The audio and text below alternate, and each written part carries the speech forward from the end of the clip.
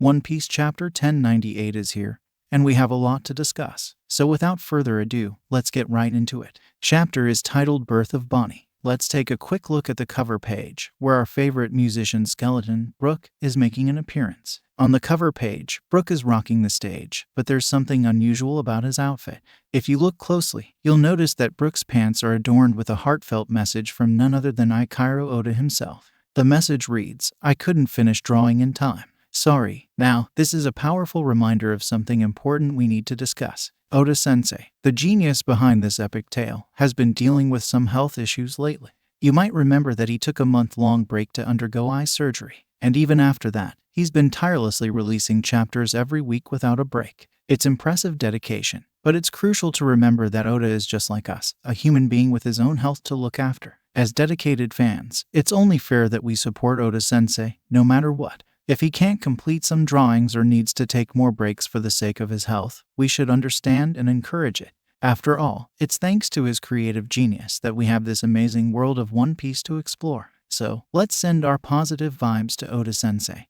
And remember that our favorite series is created by a real person who deserves our respect and support. Now, with that important message in mind, let's get back to the chapter, Birth of Bonney. First off, we learn that Ginny, a member of the Revolutionary Army, has been kidnapped. But not just any kidnapping. She's been taken to become the wife of a Tenryubito. And here's the kicker, we still don't know if Tenryubito is a good or terrible groom. It's a tantalizing mystery that Oda-sensei has set up for us. Now, the shocker here is the identity of the kidnapper, a celestial dragon. For those who aren't familiar with the world of One Piece, celestial dragons are notorious for treating the rest of humanity like insects. They're the top of the world government's hierarchy, and they're known for their extreme arrogance and cruelty. So why in the world would one of them want to marry Ginny, who is undoubtedly not a celestial dragon? Is it love, obsession, or some hidden agenda? This adds an incredibly complex layer to the story, and we're all dying to know the truth. The world government's involvement in Ginny's kidnapping is equally intriguing.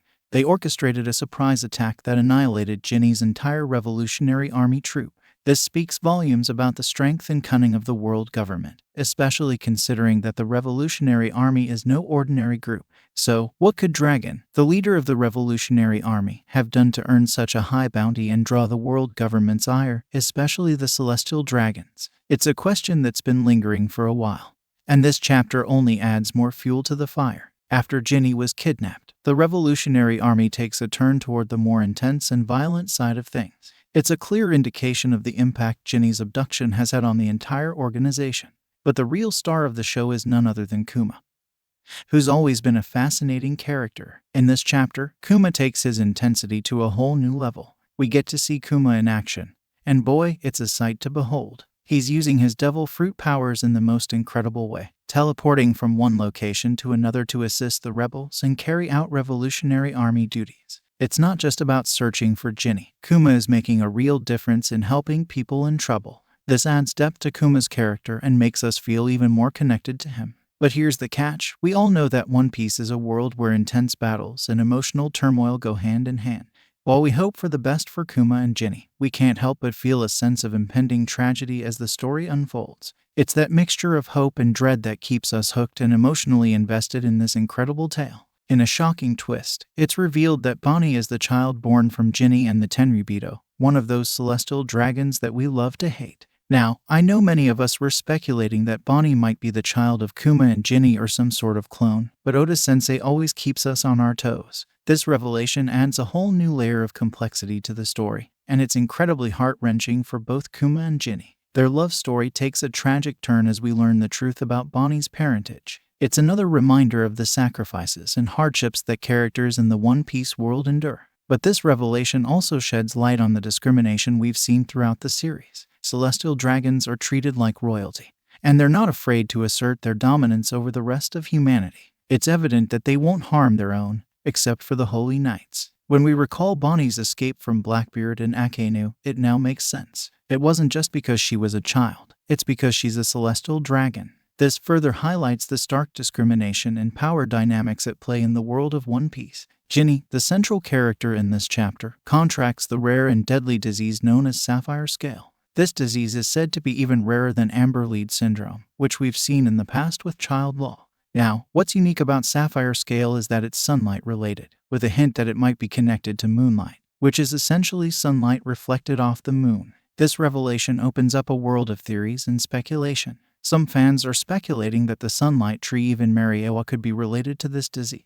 This is a fascinating connection since trees in the One Piece world have been shown to have significant impacts on people, as we saw in Skypia with the illnesses related to trees. But two intriguing questions arise from this revelation. First, why don't the celestial dragons simply cut down the tree if it's causing this disease? Second, why do they have a compassionate release process for slaves with this disease, as opposed to just killing them like they do with many other slaves? The answer to these questions could be rooted in superstition. It's possible that there's a deeply ingrained belief within Mariejois that the sunlight tree is of paramount importance, and cutting it down might have dire consequences. Therefore, when someone, even a celestial dragon, contracts the disease, it's seen as a kind of divine punishment rather than a scientific cause and effect. This superstition could also explain why the regular slaves in Mariejois don't seem to contract sapphire scale. They're mostly kept underground, far from the sunlight tree's influence. The fact that this disease primarily affects the celestial dragons themselves, rather than their slaves, could further bolster the superstition that it's some form of divine punishment. Ginny, stricken by the devastating sapphire scale disease, faces an unrecognizable transformation when exposed to natural light. Her entire body turns blue, and her skin hardens like rocks or scales, making her almost a different person altogether. In her condition, the Tenryubito, Ginny's so-called husband, decides to release her. But here's the part that truly showcases Ginny's love for Kuma. Despite being at the brink of death, she makes her way to Sorbet Kingdom to meet Kuma one last time. It's a poignant and heart-wrenching moment that underscores her deep affection for him. Her journey to see Kuma one final time speaks volumes about her feelings, even in the face of cruelty and heartbreak. This act raises several questions and opens up a world of possibilities for future developments in the story. What will Dragon and Kuma's reactions be to the Tenryubito's cruelty in releasing Ginny when she needed support the most? Will they seek revenge, or will they take a different path? As Ginny's condition worsens due to the sapphire scale disease, she reaches out to the revolutionary army from inside the church she shared with Kuma in Sorbet Kingdom. Ginny's words, "I really want to see everyone again, but this is a farewell," hit hard. It's a moment filled with a sense of longing, love, and a deep desire to be reunited with her comrades one last time. This farewell is especially poignant as she realizes she won't survive her ordeal. Ivankov and Kuma's reactions are a mix of shock and disbelief. Kuma, in particular, is desperate to see Ginny again and rushes to her location through his devil fruit powers. But as he teleports to Sorbet Kingdom, Ginny has one more message for him: "Kuma, I love you." It's a powerful declaration of her feelings for him, a poignant confession of love in her final moments. However, Kuma arrives in Sorbet Kingdom only to find Ginny has already passed away. He takes it upon himself to lay Ginny to rest, and her official name, Ginny, appears on her grave. Kuma, despite all the trials he faces, doesn't abandon his commitment to the Revolutionary Army. He continues to support their efforts and even takes on the role of training Sabo, one of the future key figures in the Revolutionary Army. This is a heartwarming aspect of the chapter, showing Kuma's dedication to helping good people and shaping the next generation of revolutionaries. However, as if the world wasn't cruel enough, Bonney, the child Ginny left behind, begins to show symptoms of the same sapphire scale disease that took her mother. In a heart-wrenching decision, Kuma chooses to leave the Revolutionary Army to care for Bonney. Dragon, the leader of the Revolutionary Army, grants him permission and offers to ask all the doctors he knows for help in curing Bonney. This development adds a layer of depth to Kuma's character and his unwavering commitment to protect and nurture those he cares for. It also hints at the sacrifices Kuma is willing to make to protect the innocent and those close to him. Kuma, concerned about Bonney's condition and not knowing how to treat her, makes the difficult decision to confine her to the church to shield her from natural light. He starts to bring her books about different islands, trying to fill her life with knowledge and imagination. Their interactions are heartwarming, and they share precious moments together, dancing and living as father and daughter. Bonney's condition, marked by blue stones on her face due to sapphire scale, leads Kuma to affectionately call her jewelry. It's a touching gesture that shows his deep love for her. However, the true emotional gut punch comes when Kuma seeks the advice of a doctor regarding Bonney's disease.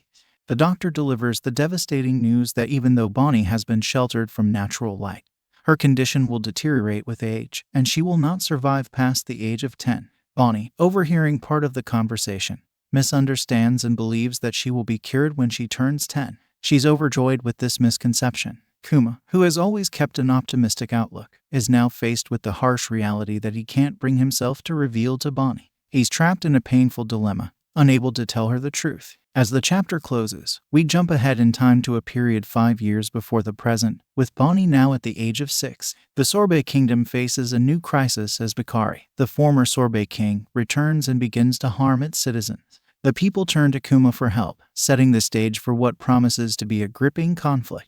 The end of the chapter leaves us with a lot to process and anticipate. The emotional depth and complex storytelling in One Piece continue to captivate fans, and we can't help but wonder how Kuma will navigate this heart-wrenching situation and what lies ahead for Sorbet Kingdom. As we anxiously await the next chapter, we're reminded of the power of Oda-sensei's storytelling in evoking strong emotions and drawing us deeper into the world of One Piece. Thanks for watching. Please do like, share, subscribe, and support new creators like me. Your support is all that we need. See you in the next video. You are watching Big News Morgans, signing off. Peace.